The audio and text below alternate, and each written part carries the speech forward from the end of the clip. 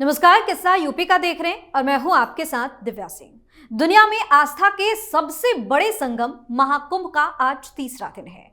सुबह 4 बजे से ही गंगा के तटों पर श्रद्धालुओं की भारी भीड़ देखी गई। बड़ी संख्या में श्रद्धालुओं ने हर हर महादेव और जय गंगा मैया के जयकारे के साथ डुबकी लगाई। इस बीच पूरे महाकुंभ में हाईटेक सुरक्षा देखी जा रही है। सीएम योगी आदित्यनाथ ने महाकुंभ के 3 दिनों की व्यवस्थाओं की समीक्षा की और अधिकारियों को जरूरी आदेश भी दिए।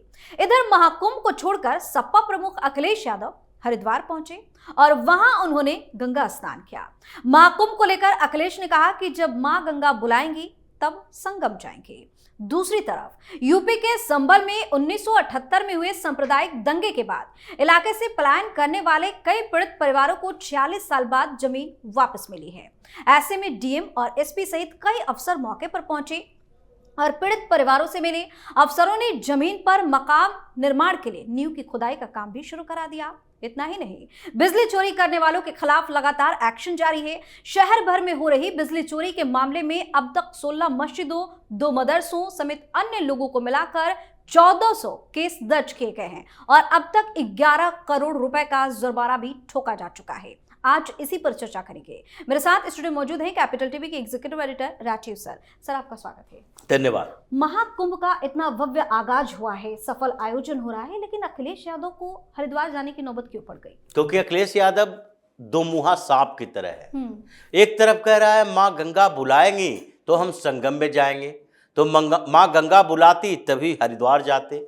ये हरिद्वार और संगम दोनों जगह माँ गंगा के बुलाने से ही जाते, तो फिर तुम ये बात नहीं कहते कि देखो कुंभ में सब पाप धोने के लिए जाते हैं। क्या कभी अखिलेश यादव की इतनी औकात है, हिम्मत है कि ये कह सके कि हज करने के लिए लोग जो मक्का मदीना जाते हैं वो अपने पाप को धोने के लिए जाते हैं, मुख से मुक्ति पाने जाते हैं। यानी कि कुंभ में जाने वाले करोड़ों लोगों को अखिलेश यादव ने क्या दिया? पापी है, इसलिए वो पाप धोने के लिए जा रहे हैं। लेकिन ये गंगा स्नान करने के लिए किस मकसद से गए ये नहीं बताएंगे। कि इस बीच हम इसे मानते हैं कि संगम में महाकुंभ का आयोजन जो हो रहा है उसकी भव्यता को देखते हुए अगर हम भी वहां पर चले गए और हमसे पत्रकारों ने पूछ दिया तो उसके विरोध में क्या बोलेंगे? अगर अखिलेश यादव जाते हैं और उनसे पूछ दिया जाता है कैसे तैयारी है, क्योंकि इनके शासन काल में जितने बार कुंभ का आयोजन किया गया, तारीफ तो कर नहीं सकते हैं। वो उस समय जितनी अव्यवस्था थी उसका उलट अभी देखने को मिल रहा है और ये तारीफ कर नहीं सकते। तो इसलिए इन्होंने एक नया रास्ता अपनाया कि हम छद्म में हिंदू भी बने रहें और मुस्लिम एजेंडे पर चलने के लिए हमें मुसलमानों का भी समर्थन मिलते रहे। मतलब हम महाकुंभ का बायकॉट भी कर रहे हैं और गंगा स्नान करके हम हिंदुओं को भ्रमित करने की कोशिश कर रहे हैं कि नहीं नहीं अभी हम हिंदू हैं। क्योंकि जो सवाल उठते हैं अखिलेश यादव के खिलाफ वो कोई गलत सवाल नहीं है कि आप लोग जैसे लोग, यानी कि अखिलेश यादव अकेले नहीं है, ऐसे कई सो कॉल्ड सेकुलर लीडर हैं जिन लोगों ने सबसे ज्यादा हिंदुओं को परेशान किया है और हिंदुओं का नुकसान किया है। क्योंकि जो मुसलमान है, मौलाना है, और जो मुस्लिमों की राजनीति करने वाले मुस्लिम पार्टियां, मुस्लिम नेता है, चाहे केरल में मुस्लिम लीग हो या असदुद्दीन ओवैसी के AIMIM हो, ये सारी पार्टियां, या PFI का SDPI हो, ये सारे जो पार्टियां हैं वो मुसलमानों की पार्टी है। और ये अगर हिंदुओं के खिलाफ बोलता है तो हिंदुओं को लगता है कि नहीं ये हमारे खिलाफ ही है तो हमारे विरोध में ही बोलेगा। लेकिन ये जो सो कॉल्ड सेकुलर लीडर है, चाहे राहुल गांधी हो, अखिलेश यादव हो, या फिर लालू प्रसाद यादव हो, तेजस्वी यादव हो, ये सारे लोग चूंकि हिंदू है और हिंदू रहते हुए हिंदुओं के लिए जयचंद की तरह है, और इसलिए समस्या ये होती है कि इन लोगों ने मिलकर हिंदुओं को भ्रमित किया, जातीय आधार पर बांटा और फिर हिंदुत्व को, सनातन को जातियों में बांटकर ये बोलना शुरू कर दिया कि देखो ये जो हिंदुत्व की बात करते हैं वो केवल सवर्ण करते हैं, ये ब्राह्मण करते हैं, ये ठाकुर करते हैं, ये तुम लोगों के लिए नहीं है। तुम लोगों के खिलाफ तो हमेशा से ऐसे ही गलत काम होते रहे हैं, तुम्हें प्रताड़ित किया जाता रहा है, तुम्हें शोषित किया जाता रहा है। ये भ्रम पैदा कर दिया। ये मुसलमानों की बात नहीं करेंगे, ये मुसलमानों में आज तक अखिलेश यादव ने कहा है ये खान पठान ये लोग जो सैयद, शेख, ये जो सवर्ण जातियां हैं मुस्लिमों की, वो लोग अपने ही मजहब के दूसरी जातियों में शादियां तक नहीं करते। इनके जो पासमानदा मुस्लिम है, नाई है, खटिक है, ये धोबी है, उसके बाद कसाई है, कुंजड़ा है, ये सैकड़ों जातियां जो मुसलमानों में है। कभी अखिलेश यादव या इन लोगों ने कहा कि मुस्लिम समुदाय जो है वो आपस में लड़ रहा है, वहां भी अन्याय होता है जातीय आधार पर, ये दीवार खड़ी कर दी जाती है। कई मुस्लिम गांवों में ऐसा है कि ये खान साहब रहते हैं तो इस एरिया में एक बड़ा सा दीवार खड़ा कर दिया गया कि ये जो दलित मुसलमान हैं ये उधर की तरफ नहीं जा सकते, जो स्थिति है। लेकिन ये लोग उसको बताएगा नहीं ताकि मुसलमानों को एकजुट रखा जाए। अगर मुसलमान आपस में लड़ गए तो फिर स्थितियां ये होगी कि हमें पॉलिटिकली नुकसान झेलना पड़ेगा, मुसलमानों के बीच कुछ हमें वोट देंगे, कुछ दूसरे को वोट दे देंगे। यहां तो तोड़ना हिंदुओं को है और तोड़ने के लिए कॉन्स्पिरेसी करना है, आज भी कर रहे हैं। अगर आप में इतनी क्षमता है तो जाओ महाकुंभ में और वहां पर जाकर सबसे पूछो कि भाई आपकी जाति कौन सी है, आप हिंदुत्व को मानते हो, आप ये पवित्र स्नान को मानते हो। ये जातीय सर्वेक्षण करवाने वाले लोग वहां जाकर बोले, ये जाकर संभल में कॉन्स्पिरेसी करता रहेगा, जिसका इतिहास ही है कि मुस्लिमों ने वहां पर हमेशा से गंदगी फैलाई है, यानी कि चोरी, डकैती, लूटमार, दंगा फसाद ये मुसलमानों का शुरू किया गया। अब तो सर 46 साल बाद हिंदुओं को अपनी जमीन वापस मिल रही है। ये 46 साल बाद की बात सिर्फ नहीं है, अभी तो 100 साल पहले की बात भी हो रही है। ये तो 46 साल बाद की बात है कि 46 साल पहले 1978 के दंगे में इन लोगों ने, जिन हिंदुओं ने वहां से पलायन किया, उसके जमीन पर, उसके मकान पर कब्जा कर लिया।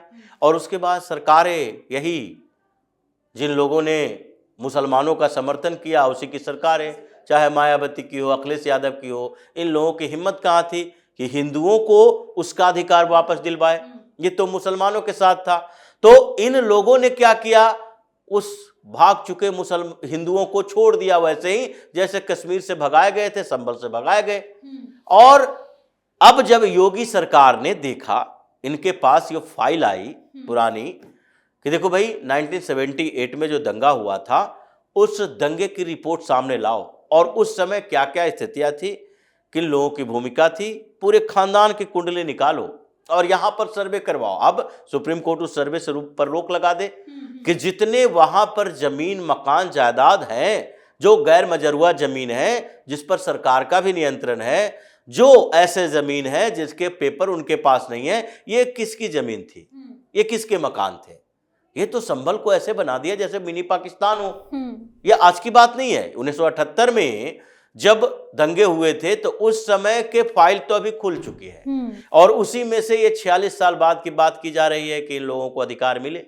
अब योगी की तारीफ करनी चाहिए इस बात के लिए, कितनी पुरानी फाइल खोलकर इन जिहादियों से बदला लिया। बिजली चोरी के आरोप में 1400 केस दर्ज किए गए और 11 करोड़ का जुर्माना भी ठोका गया, जिसके बाद ये लोग पूरी तरह से बौखलाए हुए। देखिए 11 करोड़ तो अभी 111 करोड़ बनेगा। और जो दंगे की बात कर रहे थे वो 1978 की बात कर रहे हैं, ये 1924 तक जाएगा। ये 1924 की चर्चा है। 100 साल की बात मैंने इसलिए की क्योंकि 1924 में जो वहां दंगे हुए थे, 1923-24 की बात है, उस दंगे की रिपोर्ट भी अब सामने आ रही है। और प्रधानमंत्री म्यूजियम एंड लाइब्रेरी से एक खत बाहर आया है और वो खत है जवाहरलाल नेहरू का।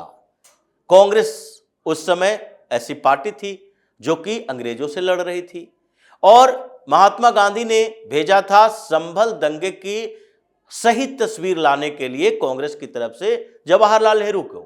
और वो जवाहरलाल नेहरू संभल गए थे, उनकी चिट्ठी सामने आई है।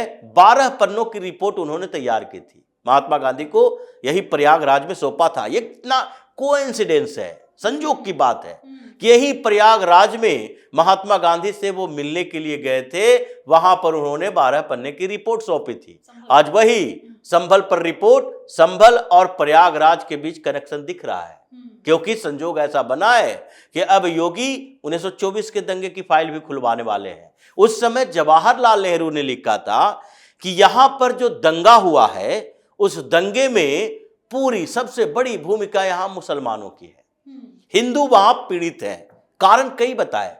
बोला कि 1 साल पहले भी ऐसा हुआ था, छोटे मोटे 1923 में, उस समय अंग्रेजों की सरकार थी, उसने यात्रा पर प्रतिबंध लगा दिया था, शोभा यात्रा पर प्रतिबंध लगा दिया था। उस समय सावन का महीना था तो कांवड़ यात्रा पर प्रतिबंध लगा दिया था, क्योंकि उसी दिन ये हंगामा हुआ था, दंगा शुरू हुआ था, जिस दिन मुहर्रम के जुलूस तजिया निकाले जा रहे थे और उसी दिन कांवड़ यात्रा थी। और उसी के बीच में इन लोगों ने विरोध किया कि इस जगह पर तजिया जब निकाली जा रही है तो कांवड़ यात्रा का रूट वही क्यों हो, और उसके लिए दंगा कर दिया।